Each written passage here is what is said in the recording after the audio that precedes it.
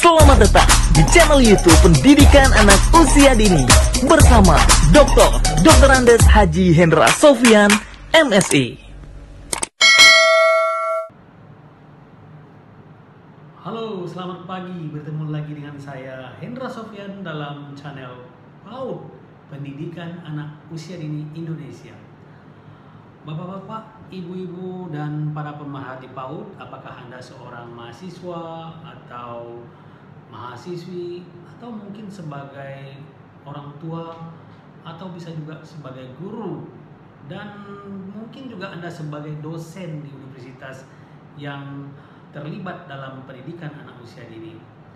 Pada hari ini saya akan membahas dan kita share bersama-sama tentang dunia pendidikan anak usia dini. Kali ini topik kita adalah masalah perkembangan anak dan bagaimana kita meningkatkan perkembangan anak kalau kita kaitkan dengan pembelajaran menggunakan tema atau pembelajaran yang dilaksanakan berdasarkan subtema. Bapak, Ibu, atau para mahasiswa yang budiman, pada hari ini dan kesempatan ini saya akan membahas tentang tema itu kita usung dalam bentuk permainan atau bermain di pembelajaran anak usia dini. Nah, sekarang kita akan melihat bagaimana caranya kita mengkaitkan antara pembelajaran di PAUD dengan bermain, tetapi bisa meningkatkan perkembangan anak usia dini. Pada dasarnya kalau Anda mengajar di taman kanak-kanak atau pada pendidikan anak usia dini, pembelajaran itu sebenarnya untuk meningkatkan aspek-aspek perkembangan secara optimal. Apakah Anda itu mengajar di berbagai macam model, apakah itu model sentra, model area, model kelompok, model klasikal, atau mungkin Anda mengajar di PAUD itu dengan menggunakan media, menggunakan metode, menggunakan apa saja, atau menggunakan permainan yang sebenarnya tujuan akhirnya adalah untuk menumbuh kembangkan aspek-aspek perkembangan anak usia dini itu. Berbeda dengan pendidikan yang ada di SD, di SMP, di SMU, di perguruan tinggi.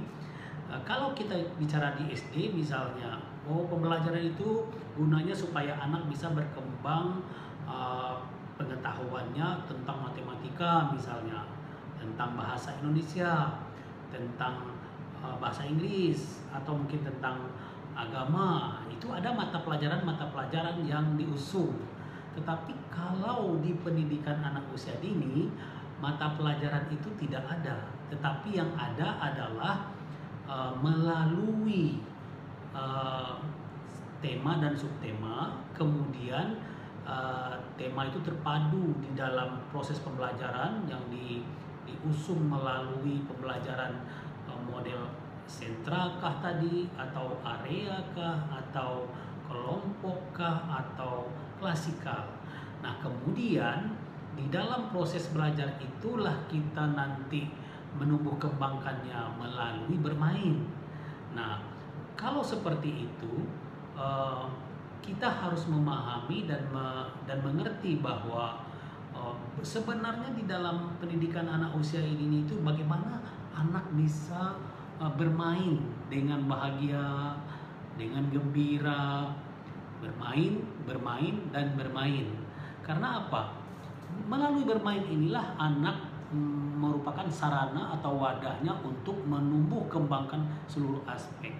Katakanlah kalau Anda mengajar di TK itu mengajarkan tentang subtema, ambillah satu subtema misalnya subtema binatang, ambil binatangnya binatang harimau misalnya.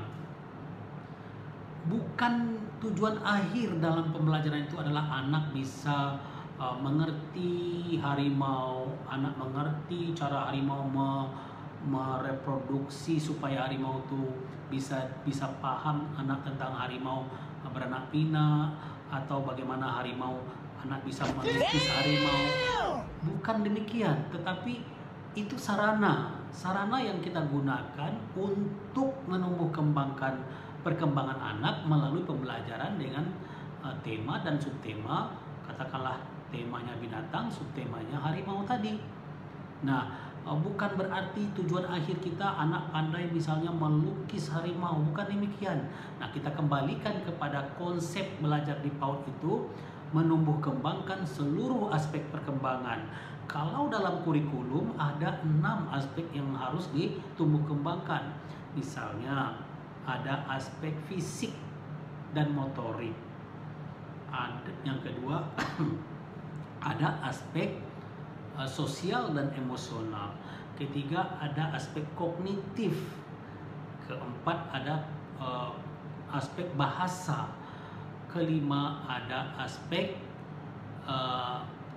religius atau moral agama.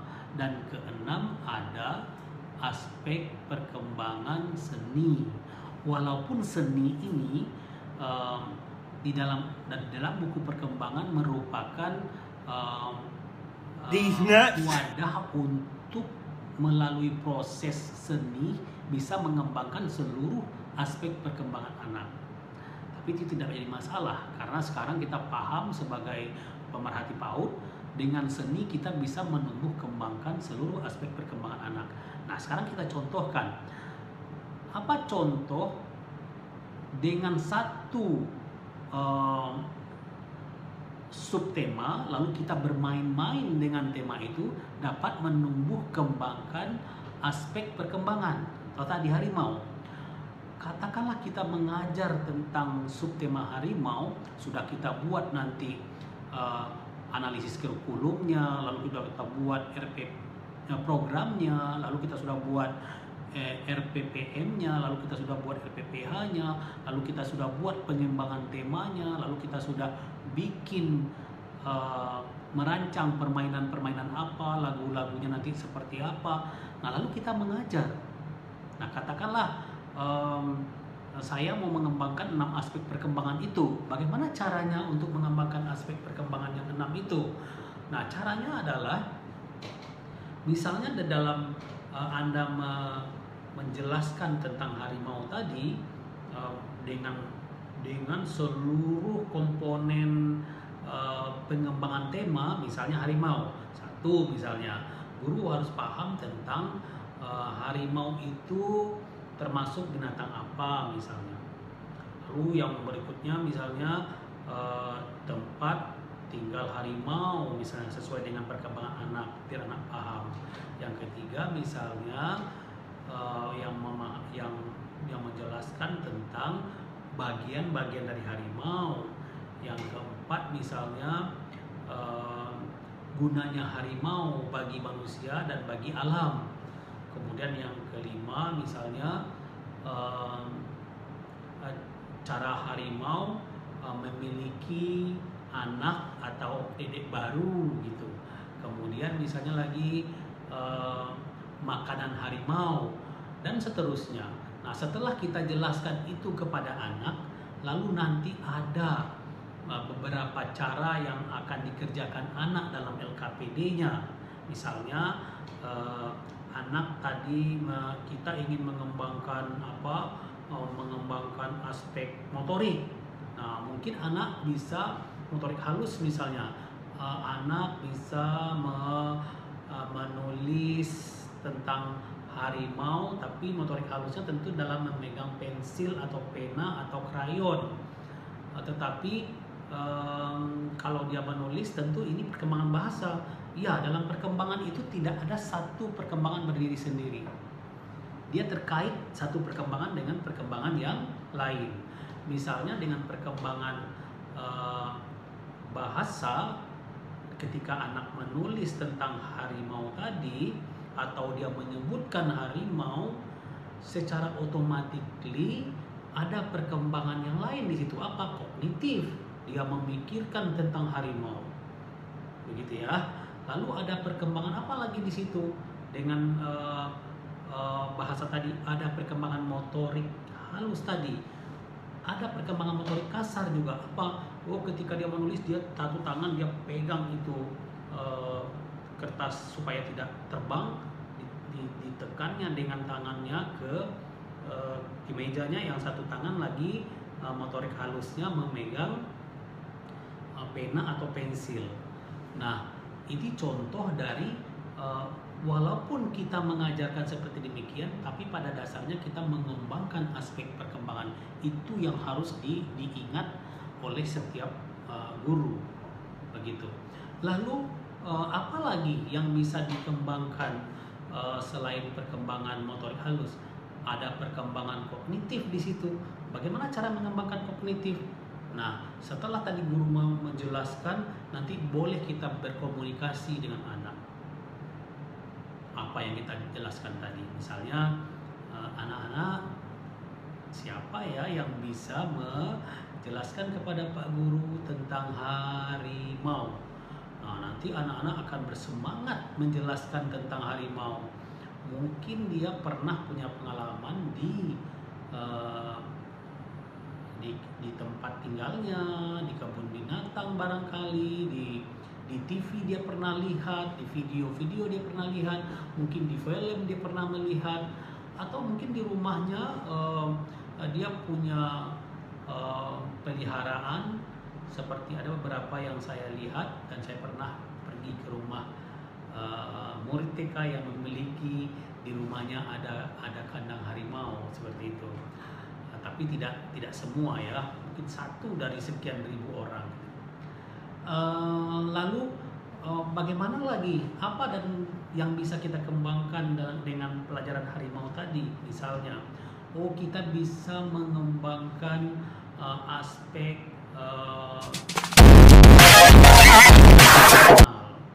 bagaimana nanti anak bisa menyayangi binatang, kemudian dia mengerti bagaimana bersosial, bahwa harimau itu makhluk yang nanti memiliki keluarganya juga, memiliki anak-anaknya, begitu loh. Membagi makanan sama anak-anaknya, mencari makan sama anak-anaknya. Nanti bisa kita kaitkan dengan bagaimana kalau di manusia sifat-sifat seperti itu berkembang di kita. Kita punya orang tua, punya adik, punya kakak, kita harus berbagi dan sebagainya. Jadi ini bisa menumbuh kembangkan aspek sosial, emosional juga. Dia nanti akan bahagia, gembira bermain bersama kita, bermain harimau-harimauan, misalnya harimau dengan kambing. Kita buat lingkaran, lalu di situ ada yang menjadi harimau, nanti ada anak-anak yang akan menjadi kambing, lalu ada lingkaran sebagai pagarnya, lalu dikejarlah kambing sama harimau, dan mereka akan bergerak sedemikian rupa. Nanti di situ akan berkembang sosialnya, emosionalnya, bahasanya, kognitifnya, begitu. Dan juga bisa mengembangkan seni yang bisa dikembangkan dalam permainan-permainan, atau dalam bermain, dalam belajar, katakanlah demikian, di taman kanak-kanak itu. Bisa saja mungkin anak nanti melukis harimau sesuai dengan kemampuan mereka, ya. Apapun yang dibuat oleh anak, apapun yang dikerjakan oleh anak, it is okay. Kita tidak menuntut anak harus lengkap membuat harimau, harus benar-benar gambarnya itu bagus, berbentuk harimau sempurna, tidak. Jadi apapun bentuk gambar anak itu adalah hal yang benar, begitu. Kemudian dengan demikian nanti bisa kita kembangkan seni, apakah menyanyi, apakah nanti dia menari, ataukah dia berpencak silat, ataukah nanti dia menggambar benar, mewarnai, meronce, apapun bentuknya, itu bisa berkembang anak. Apa yang bisa berkembang dengan kegiatan itu? Bisa berkembang fisiknya, motorik halusnya. Seperti tadi fisiknya, dia mengejar-ngejar harimau. Maksud Bapak, harimau mengejar kambing misalnya. atau kambing lari-lari dikejar harimau, atau yang sebagai pagar nanti bersorak bergembira memegang tangan-tangan temannya supaya kambingnya tidak dikejar oleh atau tidak ditangkap oleh harimau. Nah, di sini banyak perkembangan yang bisa dilakukan, yang bisa ditumbuh kembangkan melalui permainan-permainan atau bermain dengan satu tema. Jadi bermain dengan satu tema saja itu bisa menumbuh kembangkan seluruh aspek perkembangan.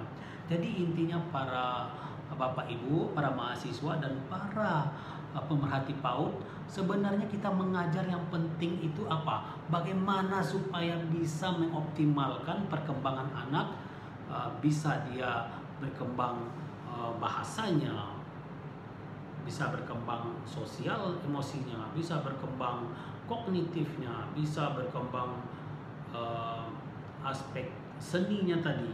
Jadi tidak hasil akhirnya mereka mengerjakan LKPD benar salahnya, tetapi prosesnya itu loh yang paling penting. Nah, ini artinya kita harus mengerti bahwa dengan bermain itu bisa menumbuh kembangkan perkembangan anak. Nah, sekarang kita kembalikan di rumah masing-masing. Misalnya kita kalau memiliki anak yang usia dini, itu rumahnya disetting sedemikian rupa yang nanti bisa anak leluasa untuk berlari, melompat, berkejar-kejaran, bersembunyi-sembunyian, begitu ya. Kemudian bisa dia merangkak, bisa dia berjinjit di rumahnya, kemudian bisa bersembunyi-sembunyi. Lalu unsur-unsur keselamatan atau safety itu perlu dijaga sekali. Nah, jangan sekali-kali Anda merasa bahwa anak itu dengan bermain tidak ada manfaatnya. Salah besar. Dengan bermain justru anak semakin cerdas. Dengan bermain anak semakin tumbuh. Dengan bermain anak semakin berkembang. Jadi mari kita bersama-sama memahami dan memberikan fasilitas kepada anak. Mari ajak anak-anak yang usia dini mulai dari umur 0 sampai 6 tahun, bawa mereka setiap hari bermain dan bermain. Jangan sekali-kali Anda paksa mereka untuk pandai membaca menulis. Itu tidak benar. Begitu ulasan dari saya secara singkat. Assalamualaikum warahmatullahi wabarakatuh.